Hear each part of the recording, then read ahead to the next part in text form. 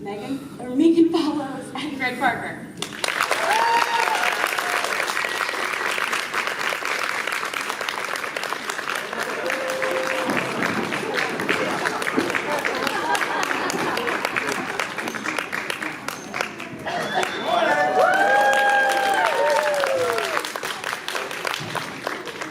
Well done for being here. Yes.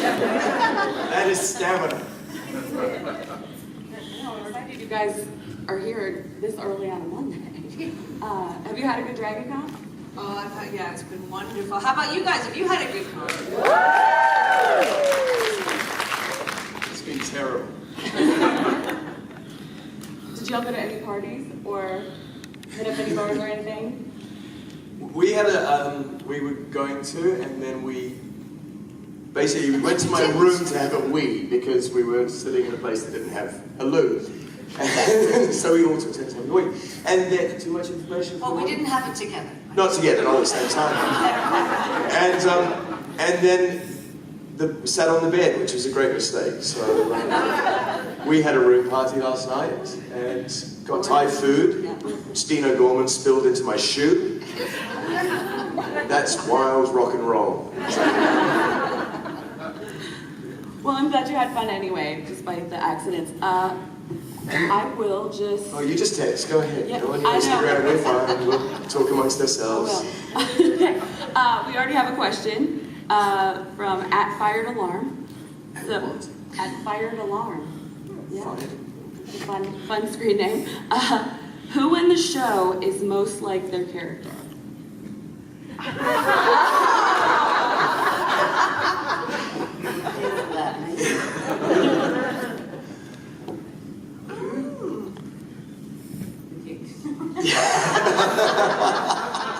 Alex, right? I mean, they're not here, so you can dish. That's true. That's true. You can throw anybody under the carriage right now. Not popular, really. Maybe Papa. Yeah. Selena Greer? Kenna, maybe. She's a wild one. And it's the strange thing doing a show for, how long was it, you guys? 4 years? Yeah. 4 years and playing a character for 4 years, it's, people often go, do you get lost in your character? And I think that very rarely happens, but you sort of pick up aspects of that character that you like. So you go, When they asked that question, were they a football player from Southern California? Because the way you just did you get lost in your character? I'm often asked by football players from Southern California about acting. But hard. I'm practicing. Your American accents are getting better. Why, thank y'all. It's mighty kind of you. What am I saying? You sort of take on, this character's like braver than you are, or smarter than you are. Those are not smart, but little aspects like that you start incorporating into yourself. I think you take a little bit back.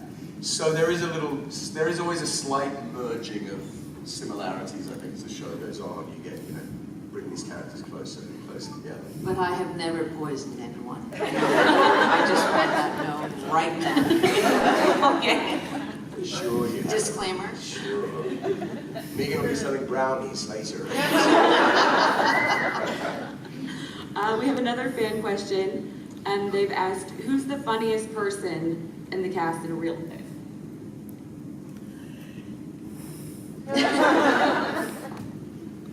It was a very bright, funny, witty group. I have to say, it was a very international group of people, and incredible young actors. They were coming from London, they were coming from Australia, they were coming from America, they were coming from Canada. I would say and New Zealand. Sorry, that's right. And really, they were. I would think about Toby was incredibly bright, sharp, and witty. Quite, I don't know how much coffee he'd had when he woke up, but it really was just an absolute delight to work with these guys. I was coming in. I joined second season and had never worked on CW, but CW to me was incredibly beautiful 14-year-olds or having young people things and just being beautiful. And I came up with trepidation to join the cast because I thought, oh, this is going to be full of divas and diva-ros. And everyone is going to be self-obsessed and it's just going to be awful. And it was the most delightful cast because, yeah, I agree with you, everyone was smart, everyone was sharp and witty and good at what they do, so it was a really, really lovely little family. It was. And then there was Bash. He's not here, let's bash him. And there was Torrance. He's pretty. Just joking. I love Torrance. Those little eyes, like little husky eyes. Get you across the room. Oh no, you had to be careful because if you locked eyes with him and there was a giggle just suppressing underneath, though, you were screwed. In a scene, you were going to lose it. Oh, okay, this is fun. You just talked about CW.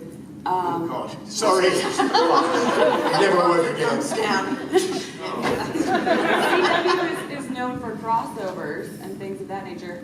Is there a CW show or another current show that you want to make a guest appearance on? All of them.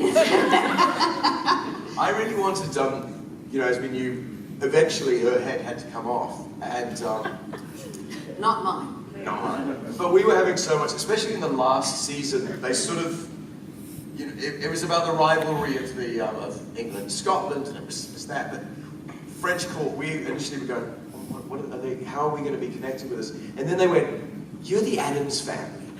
You're the ones we like writing about. So we just want you to kind of be your own world of just awful human beings doing terrible things to each other. And I like the idea of the show finishing, but in France, a vampire arrives. So we get vampire diaries. But we get to live forever in French costume, in a castle, and do vampire shit. It would have been great. That's why we had an orgy with a witch, waiting for the spin-off. Yeah. Oh, that's Still waiting. that finale. Any day now, give us a call. On that note, we have got the lovely Jessica, who will hold the mic if you need her to come to you, to give a little wave. And we'll open it up to your questions that are less anonymous. Right.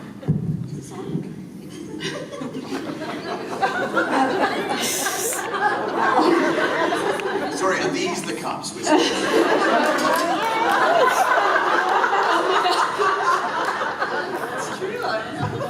Such great stuff. They take such great care. Does everybody have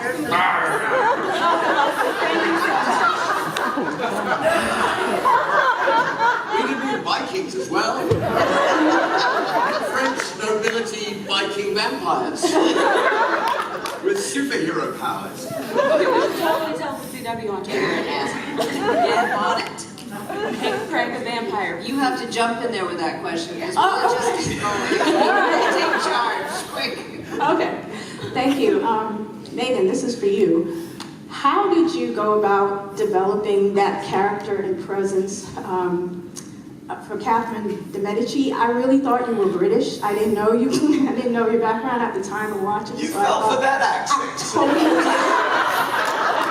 And you were a badass. I mean, the scariest person on the planet, but great, you know? So take us through that process. Great. I love it. It kind of grew. That's the fun thing and interesting thing when you're in a series. You also don't know where it's going as an actor. We are the last people, literally, to know what is going to happen in an episode. We see it the day before we start shooting. And we do a table read, and then you're like, whoa, and you do this? Okay. And so I think particularly with Catherine, I don't think they quite realized the gem that they had with me at the beginning. It's very modest. Modesty's out the window. It's Dragon Con, come on.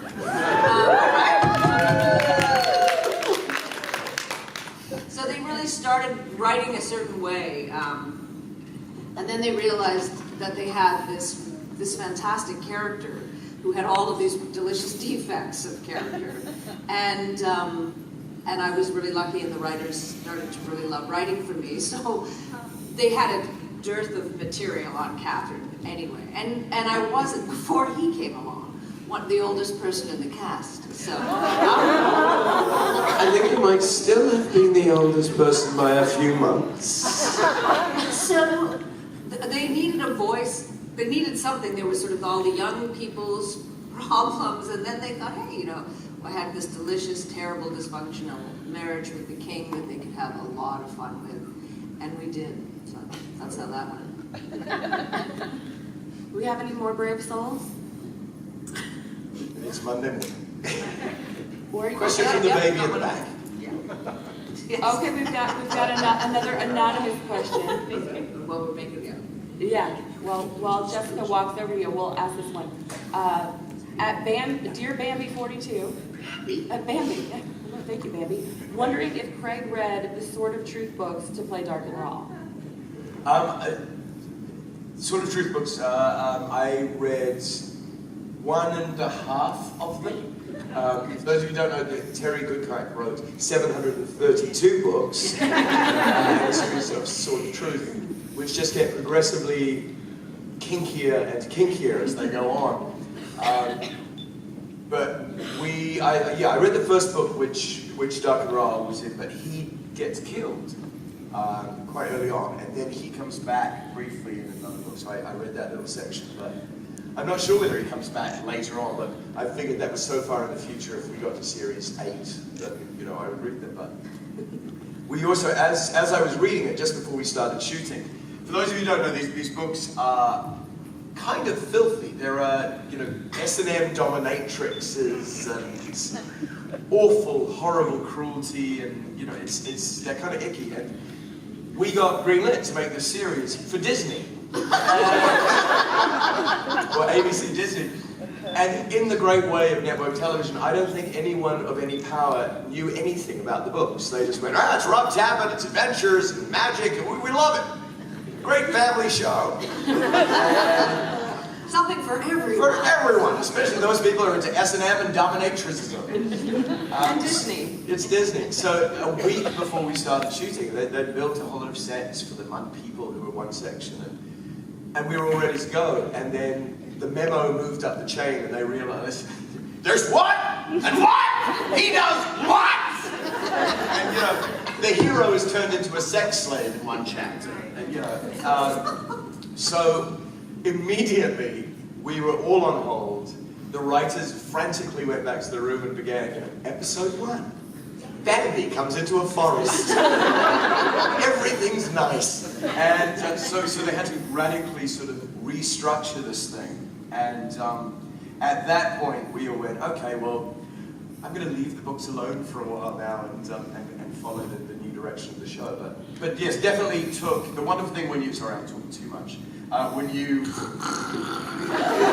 If you're doing a show or a film that has literature behind it, so you've already got the books, it's a wonderful thing to be able to understand the psychology of that character from the book, because you get so much more detail, and you can take that into the scripted book, the television show. So what I did is, I knew we changed it, but I took, hopefully, the core of Dark and Raw from the books to slide into this alternate version of those stories that was slightly Disney-fied. You could sort of say the same to that first question, really, because there were so many great markers of history that we knew, big events that happened, and certain things that certain characters would be really known for. Then with Rain, they become sort of anchors, and then we would spin around them, adding, creating, giving certain things to other people, perhaps, if the event was there. We took a lot of liberties, but we would have these incredible markers to help give our characters a trajectory to go on. And with Catherine, Megan and I ran away from work one day. We didn't tell production, but we went to Jamaica for the weekend. We're just going to Etobicoke. Yeah. But and Megan was reading this giant tome of Catherine De Medici, and it was brilliant. She'd be going, oh, what is it, Megan? Oh, she's just done the terrible things this woman did, and the amazing things she did. But a lot of the stuff I just thought was made up by our writers, but actually was kind of based on full truth. Can you share any of those, like fun historical things that you learned about Catherine? Well, first of all, she was a huge patron of the arts, Catherine. So she really was responsible for bringing a lot of a sensibility and a patronage of artists to the castles, to the chateaus. But she was also responsible for the fork. The creation of the fork was something, because back then everyone just ate with their hands, and there was they would have a piece of cloth over them, and food would be out, and people would eat with their feet, and then they'd wipe their hands. And this creation of the fork was something that Catherine De Medici was behind, and having someone invent for her. And then we, of course, added that into an episode where it's the fork that Mary uses to kill somebody. Which is appropriate in the castle. It was, and it helps. It was a helpful moment. So we would do ridiculous things like that. It's fascinating. Oh, what's your question? I'm so sorry. I'm losing my voice, so I'm sorry. I can understand you. You sound like Kathleen Turner. It's really cool. Sexy. Thank you. We know that the Mary storyline obviously was wrapped up with her. But I may have missed something, but I just didn't feel like, I know there was a choice for Catherine, but I don't remember her making that choice in the finale, and I don't even remember what happened to Narcisse. Neither do we. I was just saying, so what would be your future story, or do you have an idea what it would have been? I think what would have happened was we literally were halfway through filming our last episode that season when the CW pulled the plug on the show. So they knew that they always had to have an alternate ending in their back pocket, but we were hoping we'd get one more season to really play out this last time, and then we didn't get it. So I think when they brought a witch into the castle for us, literally, things were going to get kind of jiggy in the castle.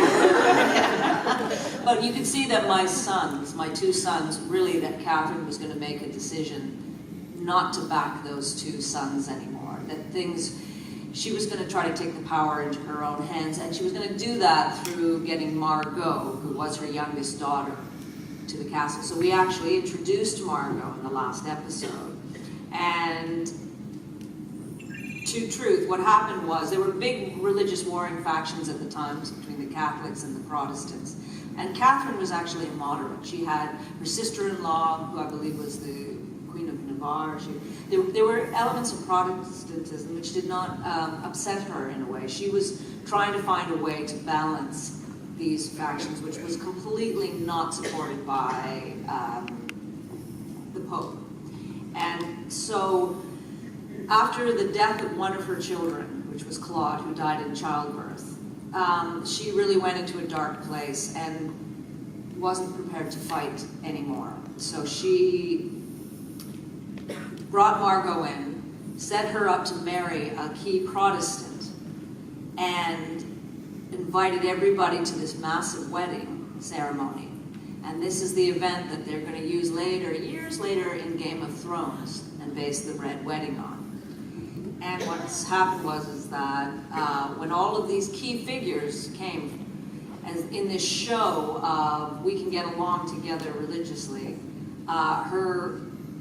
they murdered all of the key top Protestants. And that was then their solution, how to get rid of that faction. And Catherine is accredited with some of that because she knew that there were elements of that happening. So that would have made a fun 5th season, yeah. And then everyone would go, oh, you just copied Game of Thrones. We did it first! We also, I believe this was the witch, the weird witch orgy, she wanted, basically she was taking the power of both of us to become pregnant, to deliver the Antichrist. And I don't know how that would have fitted in the world, but I think we were going to be co-tri-parents of the Antichrist as well. Which would have been fun to play. And possibly would lead on to the vampire Viking. There you go.